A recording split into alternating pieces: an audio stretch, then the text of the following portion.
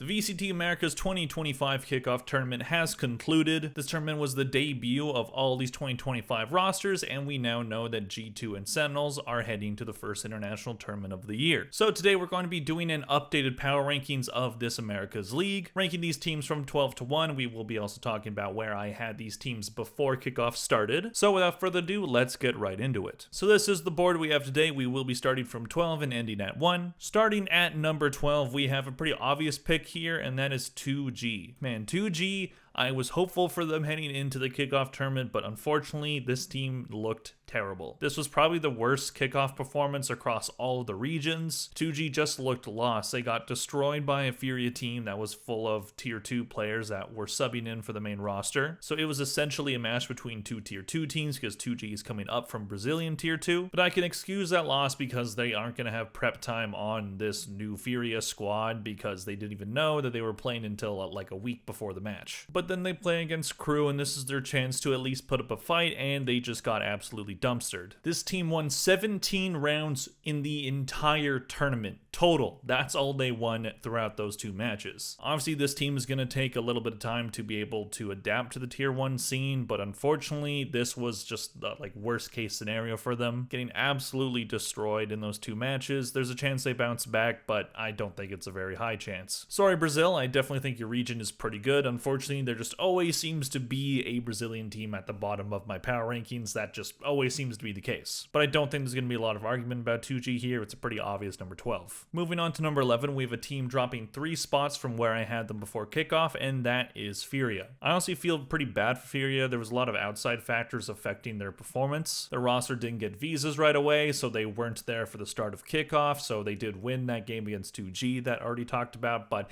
didn't really mean much because this isn't the roster. And then they face against Leviton, they lose that 1-2-0, and then they go down to lower bracket, face EG. That's a match that they could win, especially on paper when you look at how their offseason went, which was pretty solid, but unfortunately another disappointing performance, 2-0 victory for EG on that one. So this team looked pretty good in the offseason and just hasn't seemed to find that same stride yet in the VCT. I definitely fear for this roster. It looked like maybe this is the year where Furia can turn it around. There is usually one part of the year that Furia ends up looking pretty good in the past 2 years of the VCT franchise. There's been at least a couple weeks where Furia looks pretty good. Last year it was stage 2. This year maybe it's stage 1. Maybe they have a bounce back. I think this team is better than number 11, but right now, it's not looking good for them. Moving on to number 10, we have a team that isn't changing spots from where I had them before kickoff, and that is C9. I ended up putting C9 at the same spot as I did last time because I just feel like their performance overall just wasn't very impressive to me. Yes, they beat Energy, but Energy ended up being a team that fell pretty short of expectations. And then they go on to face G2. They lose that one, but that's a fair one to lose because G2 looks very good. And then they face against MIBR. They do win a map in that game, but Ospos ended up shutting them down. So they did end up having a pretty disappointing performance overall. I do understand that the teams that they lost to are teams that went top 3. However, I was updating these power rankings after every single match, and C9 did move up after that win versus Energy, but they ended up dropping down pretty quickly after those 2 losses. So, and especially when Oxy wasn't doing very well, Zeppa had a great first match and then fell off a cliff after that. Vic looked like their most consistent player, and Vic's good, but that should not be the case. I really hope that we see a bounce back from Oxy and see some of these other players start to find their stride. C9 is a team that typically does very well in stage 1, so we're probably going to see that again, just kind of how things work. But if I were to tell you that I had faith in this team doing much of anything this year, at least at the international level, it's pretty low. Moving on to number 9, we have another team that isn't changing spots from where they were before kickoff, and that is Evil Geniuses. I don't really know what to think of Evil Geniuses right now, which is the main reason why I put them where I put them. They started their kickoff bracket by losing against Loud. Loud ended up being a lot better than some people expected, and they had a lead on both maps that they played, so they could have won that one. They just could not hold that lead. And then they go on to the lower bracket. They have a pretty easy match against Furia, and then they go on to face MIBR. Ye versus Ospos, flashback to 2022, did not go the way of Ye this time. They did have a pretty close Abyss, which is impressive because MIBR were very good on that map. However, they got destroyed pretty heavily on Split. 13-3 was the scoreline there. I do think Potter is a really good coach, but I do question some of the compositions that I was seeing from this team throughout this tournament. In the offseason, we saw Ye as a Sentinel player at the Sen City Classic, and he is playing Chamber again sometimes, but for some reason they're putting Chamber on Split, a map that is typically not a Chamber map. So I do like that they're playing Ye on Chamber again, especially because it seemed like he wasn't going to do it at all. But then you have like Ye on Phoenix on Pearl, which just did not work. Ye was playing Astra, he played Killjoy as well. I don't know where they're going to end up putting this guy. I hope they end up just putting him on the main Sentinel role and just keep him there, but it seems like Nature is doing a lot of that, at least when it comes to Vi. So I really don't know where this team is going to end up going. I think with the time to rest and the time to plan for stage 1, maybe it could be beneficial to them. Icy's been good at times, a bit inconsistent here and there. This roster, I think, on paper still has potential, and I think that they're a team that's going to end up playing spoiler to some teams looking to make some pretty impressive runs, and their coaching staff should be able to get more out of this team, but I just don't know if I see it being a successful year for EG this year. I do hope to see Icy and Ye do very well, especially considering where their career is at, but for now, putting them at number 9, I think that's a fair placement considering their performance. Moving on to number 8, we have a team moving down one spot, and that is 100 Thieves. Now, after their loss, there were people praising this team despite the fact that they went out early. Platchat specifically pretty high on this team after their admittedly strong performance against Sentinels, but I don't know, man, I just don't see it for this team. I think they can be good like their match against MIBR, and they do have some very talented players. Cryo's very good, Asana's very good, Boostio at times can be a really good IGL. Xander's been okay for them, and EU is pretty consistent himself, but there might be an issue that this specific combination of these talented players might just not work out. As people pointed out in my comment section after I talked about them when they got out, they have this kind of weird duelist flex kind of composition thing going on, where you have Cryo playing Jet, but on the Raze maps he's playing Smokes, and then you have Asuna playing Raze or playing Neon, and then you have him on different roles as well. So they do have two players that can play duelist, but can only really play one or two each. A lot of teams that have been really successful are teams that have a star duelist player that can be flexible on a bunch of different duelist agents. When you look at Zekken, he can play Jet, he can play Raze, he can play Neon, he can play Yoru, he can play wherever you put him. And I don't know if 100 Thieves have that, so while there is a lot of talent on this team, it might just not end up being the right combination. We will see what they end up doing with their comps and what they do with their preparation, but especially with how they talked about their loss after they did lose, I am a bit concerned that maybe the mindset isn't exactly the right one for this team, but we will see. Moving on to number 7, we have our biggest mover down, moving down 5 spots.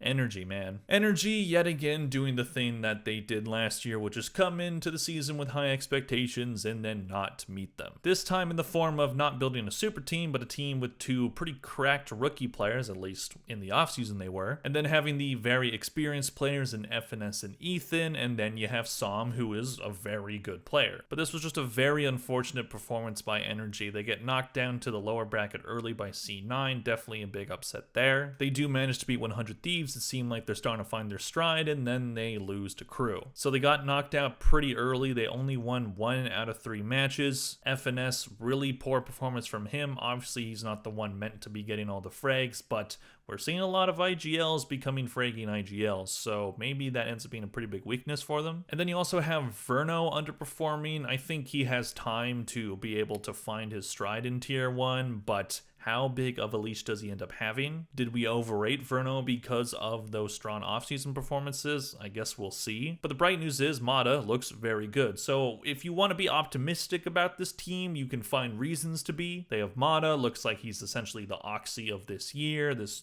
like young rookie duelist who looks absolutely cracked. You have a lot of experience that can teach these young guns. Som looks really consistent, but you can also be really negative about this team and say that Verno underperformed, FNS looks like he can't hit a goddamn thing, and Ethan hasn't been great either. So I don't know. This team definitely has potential to bounce back, but as I said in previous videos, how many times am I going to say that before it feels like Stockholm Syndrome? Moving on to number 6, we have a team staying in the same spot as they were before kickoff for my power rankings, and that is Leviathan. Leviathan performed about what I expected from them. They beat Furia, easy win, I think, between Furia or 2G. They were going to win either way. And then they go on to face G2. G2 beats them pretty easily, but again, G2 G2, very good team. And then they lose a very close one to MIBR. That one could have gone either way, but I don't think that they would have done what MIBR did and get to top 3 if Lev were able to beat them there. I think Crew probably would have won that matchup, and Leviton, they looked like a decent team. Demon 1, inconsistent but very good in that MIBR match. He was finally starting to find his stride. He was struggling to find consistency against Furia and G2, and they fell short against a team with one of the best players in the entire world. So there's not a lot of negativity around their performance, at least not for me, but I think this team, is right in this number 6 spot. They're right in the middle of the pack for the Americas. I don't think they're going to be overly impressive, but they're not going to be bad or anything. So I think this is a fair spot. We'll see what they can do. Moving on to number 5, we have our biggest mover up, and I'm just as surprised as a lot of people. Loud at number 5 right now. At one point during kickoff, I had them as high as 3rd. Again, I was updating these after every match. And yeah, Loud ended up looking really dangerous. They actually could have beat Sentinels. They had the lead on the second map. They just could not close it out, and then Sentinels kind of had the number in that last map. And then they go in to face Crew, and Crew were just on a heater right there. So I don't want to make excuses for Loud, because at the end of the day, they did have some really solid performances. They beat Crew earlier in the bracket. They beat Evil Geniuses 2-0. They looked really dominant. Digizin was killing everybody in the entire server, looking like the best player in the region. But then the wheels kind of fell off after that match against Sentinels. If they had won that one, could they make it to Bangkok? I'd say they still probably don't. However, this team has put a lot more faith in me than what I had before. I had them as the very last team. That looks like a terrible pick, but I am glad to see this team doing well, especially with all the bodies that they lost in the offseason. Vinny looks really good. Digizin, inconsistent, but still a very talented player. Kawazine is dragging this team to wins as well, so this team definitely has a more solid roster than what I thought, but I feel like in the top 5, but not in the upper region of it. I think that's fair. Moving on to number 4, we have a team moving up 1 spot from where they were before kickoff, and that is Crew. Yeah, I was pretty on the money when it came to Crew. I was really worried at first when they lost against Loud. They got absolutely dumpstered on that Haven map. It looked like they were just lost the entire time. But then they faced 2G, and they just absolutely destroyed them, just disrespecting 2G at every single part of the map. And then they go on to face Energy. They beat them there. They get the rematch win over Loud. And then they go on to face MIBR. They almost win that one. They did win a map, but they just could not close that one out. And after a very impressive kickoff performance after starting it really poorly, Crew could not make it to Bangkok. Definitely like what I'm seeing from them. A lot of really strong individual performances. One thing that is a concern with them is they don't seem to be adapting to the new meta. They're playing a lot of old comps, looking very much like 2024-2023 Valorant, so maybe we see them adapt to the new Tejo meta, but at this point they're a little late to the party on that, and we don't know where Tejo's going to go. Is he going to get nerfed? We don't know how that agent is going to change, but if they just don't play that agent, that might not be a problem for them, but I would like to see a bit more comp variety for them. This team has a ton of talent. They showed that during this kickoff bracket. Kesnit did underperform, but he was dealing with personal issues, and I think he had some health issues as well. So I'll give them a pass on that one, but Melzer looked fantastic at Verso. Their new IGL had some really good maps as well. So I'm excited for what this team can do. I hope they can be consistent this year, because that's something they've struggled to find over the past 2 years. But Crew always seem to find a way to go on a run. Moving on to number 3, we have another team moving up 1 spot from where I had them post kickoff, and that is, of course, MIBR. So I had a lot of faith in MIBR heading into kickoff. I knew that there might be a chance that they start slow, maybe they go out pretty early, and it looked like that was going to happen when they got dumpstered by 100 Thieves. But this team recovered really well and quickly became one of my favorite teams to watch in the Americas during kickoff. This team definitely has a lot of flaws, but man, they are a fun team to watch. They always seem to lose map 1. They only won map 1 against Evil Geniuses, which was their only 2-0 victory. So they seem to be a team that's really good at coming back. It's usually they lose map 1, they look discombobulated, and then Ospos has a fantastic map 2 to get the team back into it. And then we have the rookies come in and look really good as well. Genom and Cortesia, inconsistent tournaments for sure, definitely had a lot of pretty poor maps, but also had a lot of times where they looked fantastic and fit right in. Genom especially was really impressed by his performance. He had some really good stats that I'll get into in a different video, but he was really clutch for them. And Cortesia, really good aimer, needs to find a bit more consistency in his game, but when he was on, he was a big piece for this team. And Artson, as the IGL, playing double duelist comps, pulling out a Safe's playbook there, he looked great as well. I think the main concern is probably Noswer. He had some pretty poor performances, and if he's not the IGL anymore, how much value is he bringing? Maybe we see him on Tejo. This team has a similar problem to what I was talking about on Crew, where they're playing some old comps. It looks very much like old meta stuff, but they still have time to adapt. It's the start of the year. They'll see how Bangkok goes. They'll see what the map pool ends up being and what they can adapt. And they're not going to have Abyss anymore, which is unfortunate. That was their best map at kickoff. But any team with Osmos is going to be dangerous, and I think this experience of making it to top 3 is very, very valuable for this team. I love what I'm seeing from them so far. The sky is the limit in my opinion. Will they end up making any internationals this year? I don't know, but they got really close here, especially after a crazy overtime game against Sentinels. That was bonkers. But so far, like what I'm seeing from this team, and they ended up being in the top 3, which is not where I expected them to end up being. Moving on to the top 2 spots, this one should be pretty obvious. We know how the end of kickoff went. Sentinels are at number 2. Overall, I like what I'm seeing from Sentinels, but there's definitely some kinks they need to work out. They had this weird thing of starting matches really slowly. In the matches against 100 Thieves, Loud, and G2, they all lost map 1. They did lose 2-0 against G2 in that upper final, of course, but they did win against Loud and 100 Thieves, so maybe they're just bad at map 1s. But then they turn it around against MIBR, where they did lose that overtime map, but they had a streak of 4 all maps that they played in that match. They got 9-3 scoreline in favor of them in the first half. And they continued that streak against G2 by doing it on map 1 of that match as well. So 5 maps in a row where they started the first half at 9-3. So that's incredibly impressive. So they had an issue of starting games slow, and then they had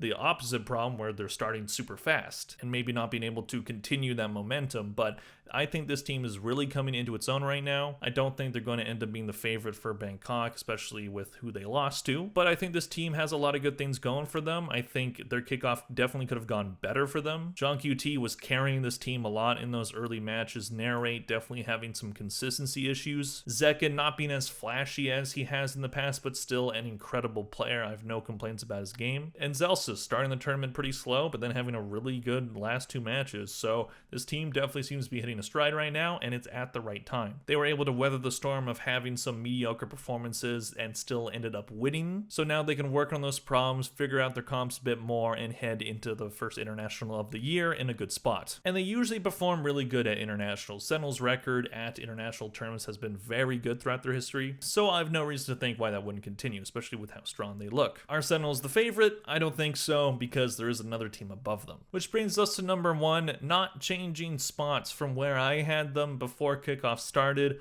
I've always been a believer in G2. Honestly, I don't know why there weren't more people putting G2 at number 1 before the season started. They made one change in the offseason after improving the entire time, and they got one of the best duelist players in the entire world in Giacomo. And while their style last year was slow, very methodical, very drilled, very defensive heavy, now they have a style that is still disciplined, that's still drilled, that still is solid on defense, but now they have this guy in Giacomo who can make these big hero plays. And Giacomo hasn't even been their best player in this tournament. He was actually last in rating on the team. However, I think his play style and just him on the team in general has given this team a lot more confidence in themselves to make those big plays. Giacomo has the ability to just make these insane plays that no other player would end up thinking of, and it gives G2 a lot of space and a lot of confidence to make similar plays on the rest of the roster. Leaf had a very good tournament for himself. Trent is finally coming into his own as a top player in the Americas. Really happy with what I've seen from him. Valen is probably the best IGL in the entire region and putting up good numbers for himself. And Jonah P, a great piece as well. So this team looked dangerous heading into the tournament, and they look even more dangerous after it. There is a reason why a lot of people are saying that this team is probably the best team in the world. I'm not making that claim yet. We will wait until my videos about Bangkok. But this team looks phenomenal, and I don't blame anybody for putting them at the top of any list for either Americas or Bangkok. And for me, I always believed in them. So I feel validated with that pick. Let me know in the comment section down below, where do you have your power rankings for Americas right now? What did you think of kickoff? Which teams surprised you the most? Which teams disappointed you the most? Let me know in the comment section down below. Please click like and subscribe if you enjoyed this video. Thank you all very much for watching, and I'll see you guys in the next one. Bye.